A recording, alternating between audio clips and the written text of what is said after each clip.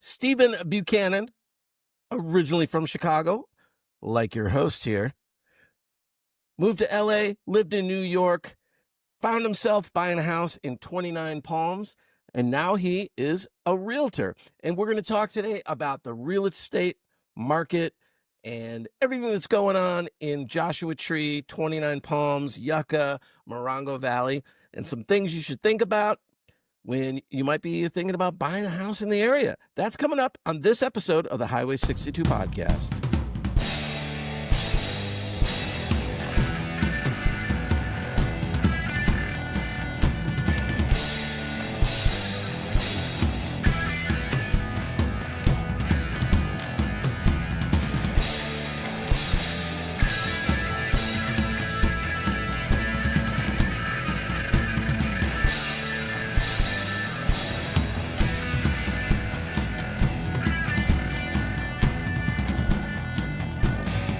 All right, Stephen Buchanan, welcome to the Highway 62 podcast. Thanks for taking some time out today. Oh my God, thank you so much for having me, Danny. It's a pleasure to meet you finally. I've listened to your show and have had a lot of my friends on the show, so I feel very honored to be here. So thanks a lot for having me. Pleasure. Thank you. So you're a real estate agent out here in the Morongo Valley, Morongo Basin area. Tell us a little bit about yourself, like where you're from and, how you got into doing what you're doing. I am originally from LA, so born Chicago, raised LA, so 6, college, New York. Another Chicago in here. All right. What's up? I was just there. It was really cool. Where in Chicago? North suburbs, Park Ridge, Niles, outside of Evanston a little bit. And my dad's from the South Side, and we got family all over. And I was just there for a wedding. It was really fun. Right on. I was back. I grew up mostly in the west suburbs, Villa Park. I was born in Naperville. Okay. Yeah. Like when I finally moved out of my parents' house. Well, I shouldn't say finally. I was only 21 compared to kids now. I was 21. I lived like just north of Wrigley Field down there. So I was just back. I played that Salt Shed. That new venue there, which is awesome. And so you're a musician. Yes. Yeah. Because I heard a little bit about your background from previous podcasts. So man, I don't know. I'm sure people get sick of hearing this, but Chicago, as much as an amazing city it is, I always love going back. I would never move back to the Midwest full time. I love California. Yeah. But man, it's so great to go back when the weather's great there. It is just insane. It is. Yeah, it was cool. I mean, I definitely a New Yorker at heart, but I've hit all the major cities, born in Chicago, raised in LA, college, New York, and then I lived in downtown LA in 15 years. And I'm sure you're probably going to ask, how did you end up in the desert? Yeah. Well, like Paul Razzo, who was just on your show, 2018, I bought my house, and, people ask me how I ended up here, and I was like, I lived in Brooklyn in 2002, and I saw it explode. And so when I was finally in my mid-30s and I wanted to buy a house, I was just too priced out. And I was like, I'm going to go to 29. I was looking around, and then I was like, what's this 29 Palms with houses under $100,000? And people were like, oh, you're crazy.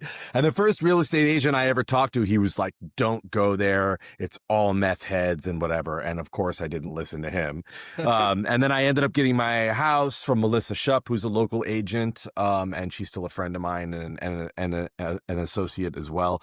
And then one thing led to another. And then once everything closed down in the pandemic, I moved here full time and started doing real estate. And I just finished my 5th year. So I just finished my 5th year of doing real estate full time, which is it's pretty interesting. I'll tell you that much. So, I thought what might be interesting, having a real estate agent on the show is just to kind of give us some perspectives, maybe some trends that you're seeing in the area that could be interesting to those of us that live out here, but also, for people that, still live somewhere else that are potentially looking for somewhere to move to, what's going on out here these days? I think it's important to separate conversations, whether you're a buyer or a seller. you know, and I mean, in terms of a buyer, it's definitely a buyer's market right now. The trends, you know, we went from the hottest market in the nation in COVID from 2000, 2001, 2002 to one of the coldest markets. So 2003 and 2004, I'm surprised that I even was barely able to make a living. It was just really, really brutal. And so 23 and 24? 23 and 24, yeah. Gotcha. That's Okay. when, like, you know, the sellers are thinking that their prices are still up here and nobody wants to pay that, and there were no transactions happening. Yeah. Getting in past those 2 years, things are finally starting to level off. But in today's market, you know, people say, when's the best time to list and when's the best time to buy? To me, it's like any time is the best time to list and any time is the best time to buy. Because I tell my buyers, I'm like, don't look at the price. Don't look at the price. I mean, every seller's in a different scenario. You know, you don't know where the seller's heads are at. So some people need to sell.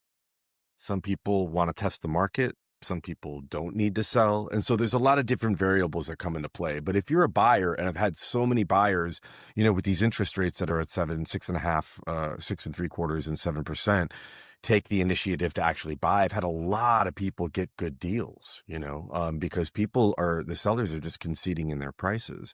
So the trends are, you know, kind of separating just the fact if you're a buyer or a seller, because I represent both.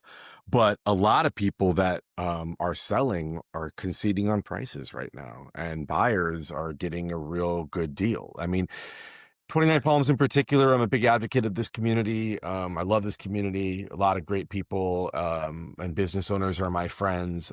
We have the cheapest prices in Southern California in an up-and-coming place, which maybe the prices will grow. I don't know. We don't know what the future is going to hold in terms of prices, but the median prices are like $270.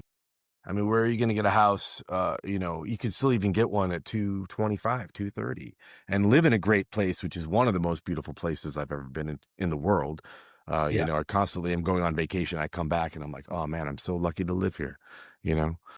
So that's kind of my take on that. Yeah.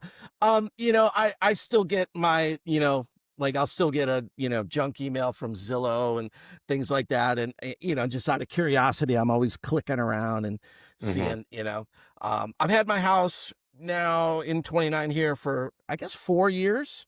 So, I mean, I certainly bought when I think it was still, you know, kind of, you know, prices were going up and houses were selling real fast. I still felt, you know, totally comfortable with, you know, what I was spending. But what's your interest rate? Right. I'm at 2.8. Yeah, there you go. Okay. So it's like you're sitting good, you know? Right. You know, and yeah, I mean, my mortgage payment was half of my rent payment in Santa Ana, you know, down in Orange County. So, but what I see, you know, a lot of on Zillow is I see these properties that look like maybe somebody just jumped into some kind of like, we're going to do an Airbnb investment, and then they've bailed out. Some of the deals look insane. Talk a little bit about the Airbnb like craziness that went on and just where it all sits now and that kind of thing. Yeah, I mean, a lot of people were smart investors in that market, and a lot of people followed a trend. And a lot of people do that. And so a lot of my clients, unfortunately, have been losing their shirts trying to exit that property because, you know, you buy an Airbnb and a lot of people got sold a dream by these third-party companies that were selling dreams on the East Coast that this was the new hot spot to do an Airbnb. And so everyone was kind of doing that. And it's unfortunate. I mean, there's some nice things. Some people have done some great work, you know, in houses. For the most part, a lot of the work out here is not that great, especially on those Airbnbs. And, you know, you walk in them when you're selling them, you know, representing a buyer's agent and going in there and being like looking at a home for what it is. And there's just a lot of like drab stuff that the people have put in there. And of course, you see what I call the 29 Palm Special, which is the enclosed porch turned into a room that's really no square footage and is either becomes a sweat box in the summer or an Yeah. ice box in the winter, which really holds no value. But there's a room there. And so it kind of behooves people, if they're going to be doing stuff, to pull permits and do all those stuff, because at the end of the day, it's really about health and safety issues. But the Airbnb stuff, I mean, people, people still call me and ask about Airbnbs, and my first question is, what's your experience with Airbnb? Have you run an Airbnb before? And if people are like, oh, this is my first one, I always err on the side of caution Sure. to protect my clients if they're a buyer or a seller, because that's my job. But I need to get in more information about what they're looking for. And so these Airbnb things are everywhere. I mean, people, hopefully they're still making money. If they're not, they're time to exit the property, and some people are taking bigger losses than they saw. And if you are making money, then great. I mean, people have got to understand that it's a business. So if you're running a business, you have to maximize your profit, and your mortgage better be low, or else you're not going to make your numbers. Yeah, when when I bought this house, I think that was pretty much the guy's plan. What neighborhood are you in? I'm on Sun Valley, kind of like Okay, go up that's good. Split Yeah, Rock, yeah. Um, That's cool. and I don't even know what the neighborhood, if there's a name to the neighborhood over here.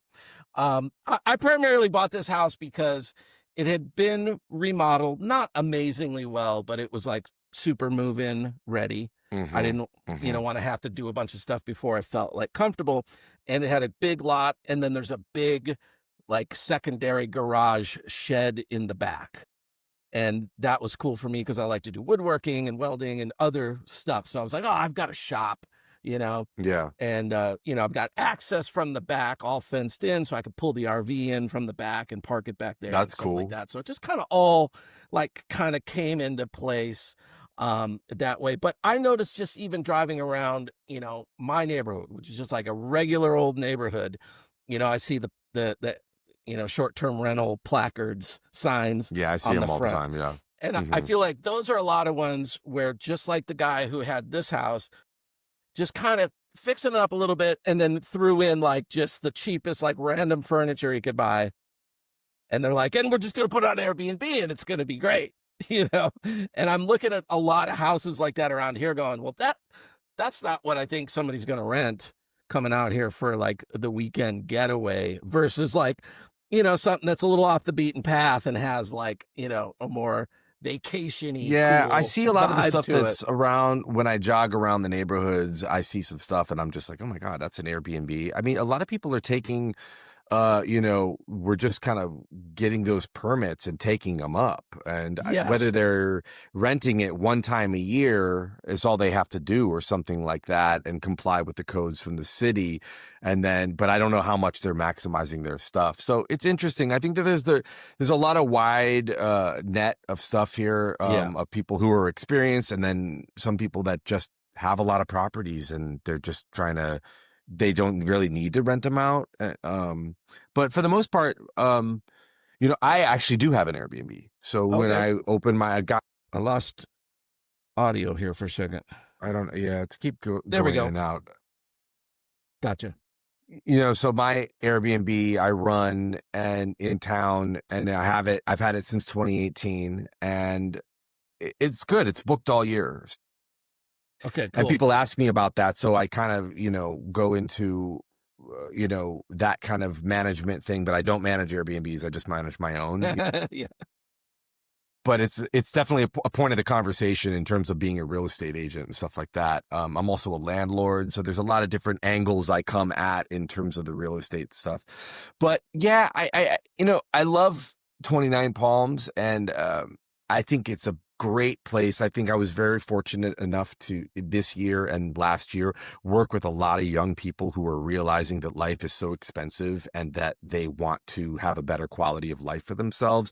And they come here. And when I do get the opportunity to work with them, a first-time home buyer, I'm so elated and so honored to be able to help them, because I know what a big deal it is. And I don't take it for granted. I'm working with a gal right now who's building, getting something in Yucca Valley, beautiful mid-century home on the west side, kind of by Morongo Valley. And I said, I just want to thank you so much for working with me, because Yeah. it's such an honor to be able to help you find a home. It's a huge deal. Yeah.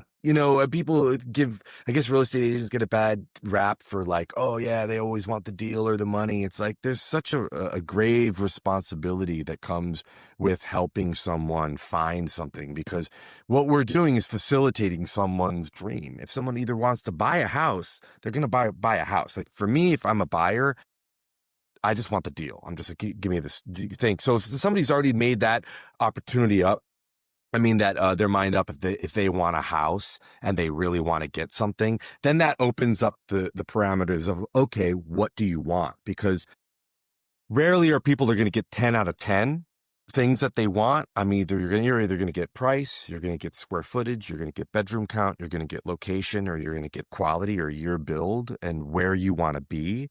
And so it opens up the conversation to something more. And there's no rush, is what I tell these people. Like, you're buying a house. I'm not here to rush you. You don't like the house, we're not going to get it. But working with someone is like such an important opportunity from the buying and the selling standpoint. And the selling standpoint is a completely different conversation. And so that's where, we have to walk the line. But the market is the market is the market. And the market is in a buyer's market right now, and people are getting great deals. So I tell people, don't look at the price, because we're coming in there like a flea market, and you're not buying, knock 10, 15, 20, 25 grand off the price and see what you can get. Because you put it in writing, you give it to the seller, and you let the seller make up their minds. And everybody's in a different scenario, Yeah. It's interesting. I kind of like sort of just kind of lucked into moving out here in a way. That's kind of how I feel. And my girlfriend talks about it all the time. She's just like, dude, she's like, you have no idea. Like, you scored, you lucked out. I know. Because I, was, doing music. I own a small business as well that I had down in Costa Mesa for like 20 years. But during COVID, I was like working all at home. I had kind of been pushing myself like, hey, I'm not going to go to our school, to the music school. Like, I don't want to go down there anymore. And I was like, I was kind of like, I originally wanted to move to Idlewild. And when I was first looking at it, I was like, okay, can still get something not too crazy. But then like a year later, the prices were through the roof, and I was like, okay, I got priced out on that. And a good friend of mine from the music industry that I, lifelong friends with, he was like, me and my wife, we bought this little fixer upper in Wonder Valley, and we're just fixing it up ourselves. And I'm like, where the fuck is that? And that was right at the time that I was kind of looking for something. And they're like, here's our real estate agent, and that was it. Megan, I can't think of her last name. Megan Mays. Yeah. I work with Megan her. She's Mays. amazing. Yes. Oh, I love Megan. her. She was so was wonderful, fantastic. super cool, just really great. Yeah. She's helped me with other things. Like when I needed a recommendation for anything, I'll like text her and go, hey, who should I call for like plumbing or anything? Well, see, that's the thing. It's like people have to realize, like, and I'm glad you brought that up, is like when you work with an agent, it's not just a transaction that happens and then you leave them. You're kind of bound with them with this big purchase. And people hit me up all the time. And I mean, it's a relationship business where it's like, anything you need, hit me up. And it gets daunting at times, because I have people 5, 6, or a year later, and they're like, he's still hitting me up, and I'm dealing with current clients and new stuff. But at the same time, it's like, you've gone through this experience and there's a bond there, and utilize it, because it's a great responsibility of being a real estate agent, and then just working with someone, Yeah. And so that, like, you hit up Megan and she helps you out, and people constantly hit me up and I help them out with whatever I can. Yeah. That's great. What how far out do you kind of work within? What are the areas that you primarily? Well, I tell people, they're like, what do you cover? And I say, I have a license for the state of California. So where do you want me to be? You know what I mean? But it's nice to have a local agent, because, I know the ins and outs of what's going on, especially I go to city hall meetings and stuff like that. So I'm able to know what's happening, around. And it is nice to have a local agent, because people have asked me, what do you think about this area? I'm like, that's not my area. You should probably go with someone that knows it. But I know LA really well. And so what do I cover? I mean, I do Wonder Valley, Morongo Valley. I've done stuff in Palm Springs, Palm Desert. So I'm all over the place. You know what I mean? Yeah. Yeah. And again, one of the things that I really like out here, I mean, I grew up in Chicago, like we talked about.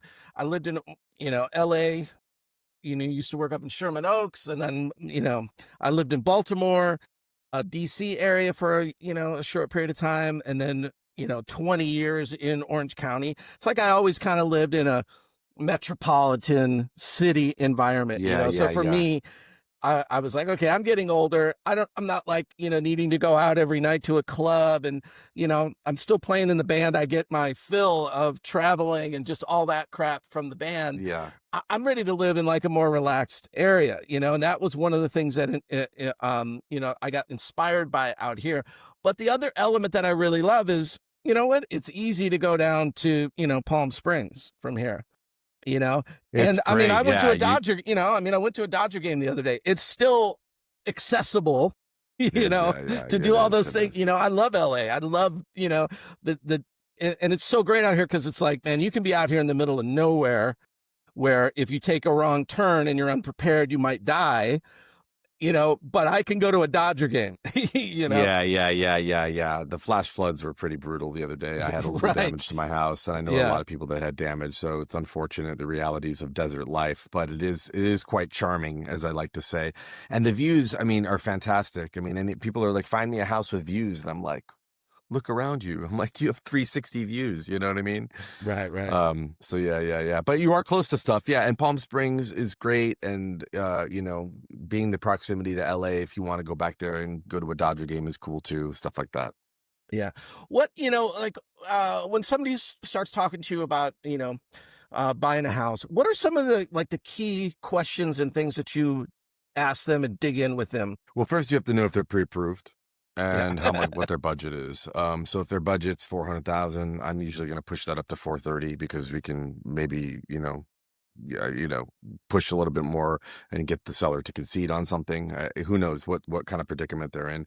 But then I want to know what they're looking for in a home. And that's really, really tough because everybody's got their, different parameters of what they want. Just because I see something through the eyes of myself doesn't necessarily mean that that the buyer is going to like it. So it's really, I kind of have the conversation about what I spoke about earlier about what's more, oh, sorry. There you go. No worries. Keep losing audio. My bad. What's more important to you? Do you want acreage? Do you want bedroom count? Square footage? So stuff like that. Area. Where do you want to be? Some people like Yucca Valley. I like 29, but 29. A lot of the houses here, they're okay. Big advocate of Wonder Valley, but it's too far out for people. So, Yeah. some people like Morongo. I love Morongo Valley too. I love It's very Morongo, quiet. too.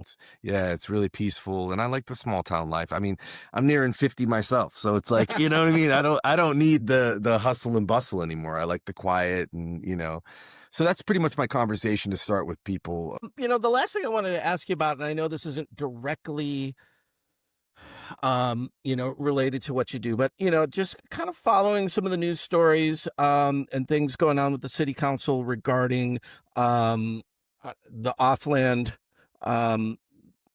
potential camping spot that's going on there.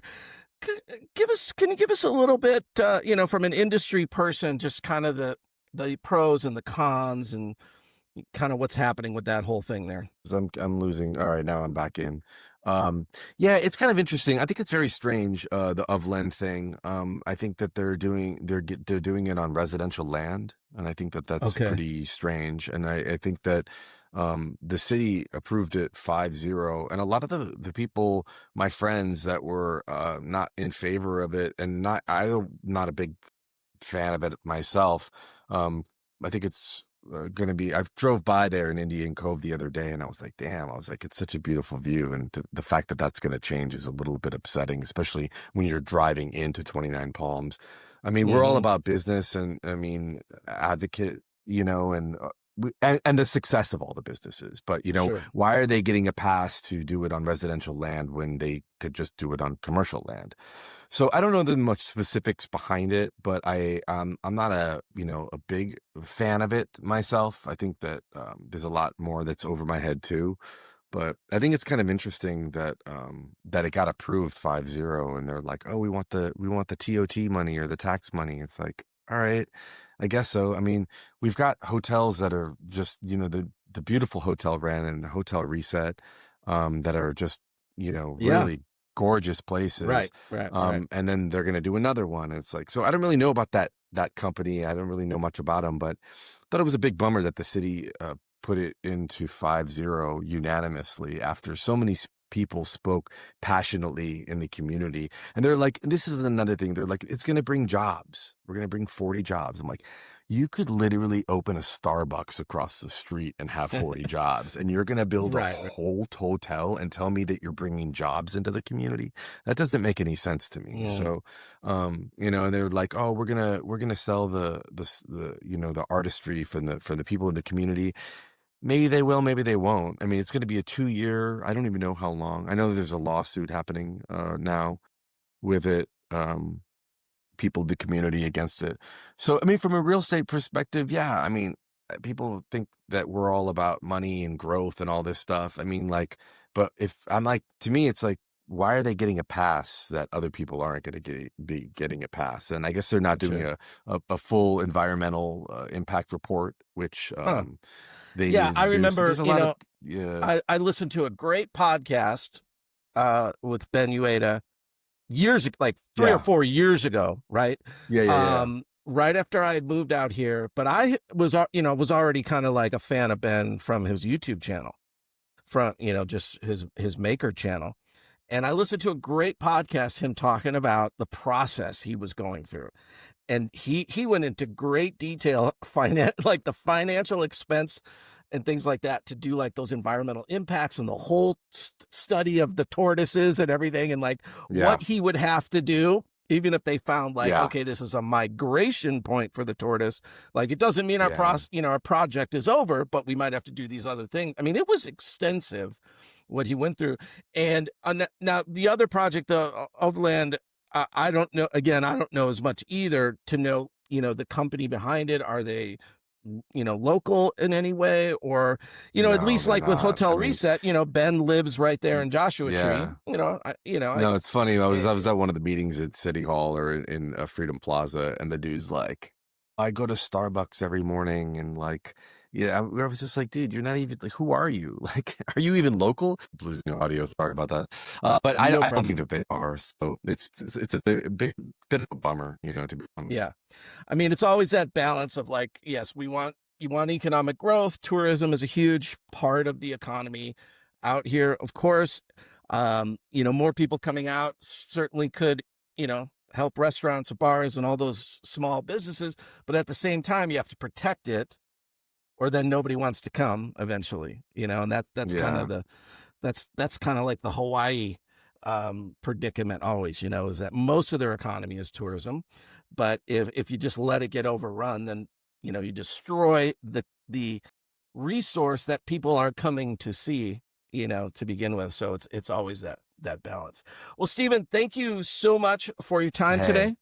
It was really great. it was nice I to look for finally meet you, Danny. Yeah. Yeah, you too. I look forward to meeting you in person. Let's grab a drink some night. All right. And I will put all your links and everything in the show notes for people to be able to reach out to you. Yeah, no worries, man. But it was awesome. Thank you so much for having me, man. I had a good My time. pleasure. We'll see you soon. Appreciate it. Thank you. Take care. All right. Bye.